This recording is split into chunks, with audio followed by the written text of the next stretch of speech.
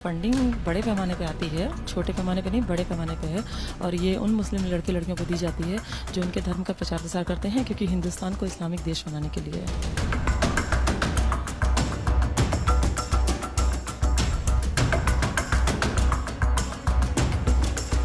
जलालुद्दीन और छांगू के सताए हुए तमाम जो लोग हैं वो अलग अलग जगहों पे जा रहे हैं। उनकी एक पीड़िता जो है आज संजय प्रसाद से मिलने यहाँ जो है आई थी। आपने संजय प्रसाद से मुलाकात की। आप भी एक पीड़िता हैं। आप पहले भी आई थी, जब मुझे याद है कि धर्म वापसी जब हो रही थी तब भी आप आई थी। क्या एग्जैक्टली क्या हुआ, क्या था आपके साथ? दरअसल ये दिक्कत ये है कि ये बहुत बड़ा एक गैंग चल रहा है। ये गैंग का सरगना गिरफ्तार हुआ है। अगर आप देखेंगे एफआईआर जो है, एफआईआर आपकी नामजद 9 लोगों पे है, लेकिन गिरफ्तारी करी जाती है 4 लोगों की। गैंग के सरगना का घर जमींदोज किया गया। क्या किसी पीड़िता को न्याय मिला? क्या जिसको शोषण करने वाले, जिस पीड़िता को शोषण करने वाले लोग आज भी बाहर घूम रहे, क्या उनकी गिरफ्तारी हुई? शासन प्रशासन पे सवाल ये उठ रहा है। और हम जैसे पीड़िताओं को किसी का घर जमींदोज करने के लिए कि न्याय नहीं मिल जाता, इससे ना हमारे पास आवास है। हमने जिलाधिकारी महोदय लखनऊ को पत्र भी लिखा कि मुझे आवास आवंटित किया जाए। शासन के द्वारा जो दिया जाता है तो उनके द्वारा अभी नहीं दिया गया। प्रमुख सचिव साहब से भी हुआ तो बोले हम लोग घर आवंटन करने के लिए नहीं बैठे हैं। तो पीड़िता को न्याय कहां से मिलेगा? पीड़िता तो न्याय के लिए भटक रही है। और ये गैंग तो इसीलिए सक्रिय होता है, इसीलिए फलता फूलता है, इसीलिए हिंदू लड़कियां उधर जाती हैं कि वो लोग प्रलोभित करते हैं। आपको क्या कहा गया था? कैसे आप इस ट्रैप में फंसी? कैसे आपसे मुलाकात हुई और पूरा ट्रैप में कैसे फंसी आप? दरअसल धर्मांतरण का 2 तरह का खेल होता है इनके यहाँ। एक होता है प्रेम जाल में फंसाना, दूसरा होता है आर्थिक रूप से प्रलोभन। जो कमजोर वर्ग होता है, निर्बल वर्ग होता है, उसका 2 लोगों के साथ में होता है। तो जैसे मुझे तो प्रेम जाल द्वारा फंसाया गया था और अमित नाम का बंदा मेरे पास आया था, जिसका असली नाम अबू आमिर अंसारी है, पुत्र अबू हुरैरा अंसारी है। और नीतू की जो दोस्त है उम्मे रकीबा, अबू आमिर की बहन है, उसके द्वारा मेरी बाबा से और नीतू से मेरी मुलाकात कराई गई थी। ये मुलाकात कहाँ पे हुई थी? अब कब गई थी वहाँ पे? पहली क्या बार मेरी मुलाकात वर्ष 2019 में चांदौलिया दरगाह पे हुई थी। और जो नीतू से मेरी मुलाकात पहले करवाई उसने, फिर उसके बाद बाबा से मेरी वहीं पे मुलाकात हुई थी। फिर उसके बाद एक आध बार लखनऊ में मुलाकात हुई मेरी। नीतू ने क्या कहा उस वक्त? क्या बताया जा रहा कि वो जो हिंदू लड़कियां थी उनको बताती थी कि मैं हिंदू हूँ, मैं मुस्लिम बनी हूँ, मेरी चीजें बदल गई हैं? क्या कुछ बताया था कहानी आपने? दरअसल नीतू ने मुझे यही बताया था कि वो पहले बहुत परेशान रहती थी। बाबा से मिलने के बाद में मतलब वो बहुत खुशहाल हुई है। बाबा का डायरेक्ट अल्लाह से कनेक्शन है, वो दुआ बहुत अच्छी करते हैं। और हमारे पास यहाँ बहुत पैसा आता है, हम लोगों की बहुत मदद करते हैं। मुसलमानों में सब एक दूसरे की मदद करते हैं। हिंदू में ऐसा कुछ भी नहीं होता है। और बुत परस्ती करते हैं, माथा टेकते हैं। जो पत्थर कुछ नहीं कर सकता, जो पत्थर है वो क्या करेगा किसी के लिए? इस तरह की मतलब नफरत भरी बातें थी और अजीब सा माहौल था वहाँ का। बस इस तरह से वहाँ पे आप गई तो आपको नहीं लगा कि ये ठीक नहीं हो रहा है? वहाँ पे कितनी लड़कियां थी वहाँ पे जब आप गई तब? लगा वहाँ पे गलत हो रहा है। कम से कम वहाँ पे 25 से 30 फीमेल्स थी। और जो कि अजीब सा वहाँ का गंदा सा माहौल था। और जिस हवेली की अभी जमींदोज की गई है वो हवेली उस समय कंस्ट्रक्शन उसमें चल रहा था जब मैं गई थी। और वहाँ पे लोगों को डाइवर्ट करना, उनका ब्रेन वॉश करना, मतलब इसी तरह का काम चल रहा था। ब्रेन वॉश करने का क्या तरीका था? बता रहे कि सिजरे तैयबा किताब थी वो भी देता था या क्या कहता था? किताब देता था, तैयबा किताब थी और अपने धर्म का प्रचार करता था। मुस्लिम जो लड़के लड़कियां होते हैं उनके द्वारा प्रचार प्रसार का भी काम होता है।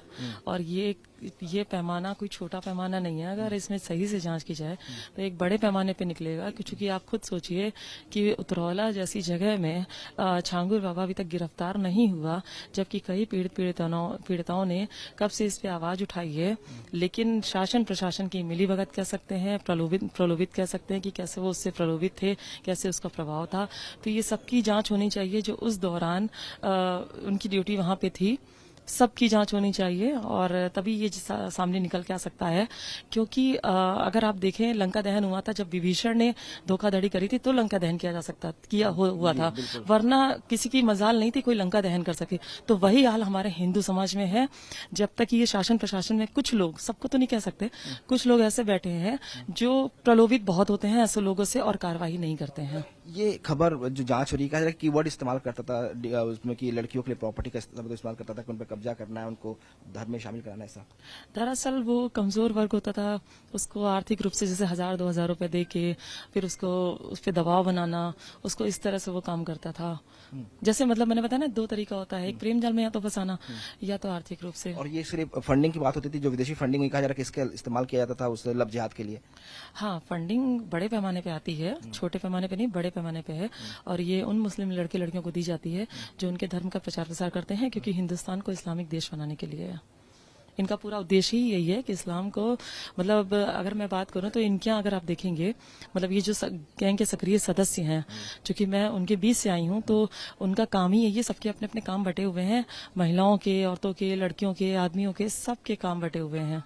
अच्छा, सबके मतलब अलग अलग डिपार्टमेंट बटे कि आपको ये करना, आपको ये करना। बिल्कुल, और इसमें पैसा भी सबको उस हिसाब से मिलता है, परसेंटेज के हिसाब से। रेट कार्ड भी आया था कि 16 लाख से लेकर 10 लाख लड़कियों के लिए होता था कि अगर सवर्ण है तो 16 लाख रुपए। ये रेट कार्ड जो था वो अगर ब्राह्मण की लड़की है तो 18 से 20 लाख है, अगर क्षत्रिय है तो 15 लाख रुपए है, अगर ओबीसी कैटेगरी की है तो 10 से 12 लाख रुपए है, और अगर एससी है तो 8 से 10 लाख रुपए, 8 से 10 लाख रुपए, मतलब जो जैसा होता था उस हिसाब से मिलता था। क्या होता था इसका?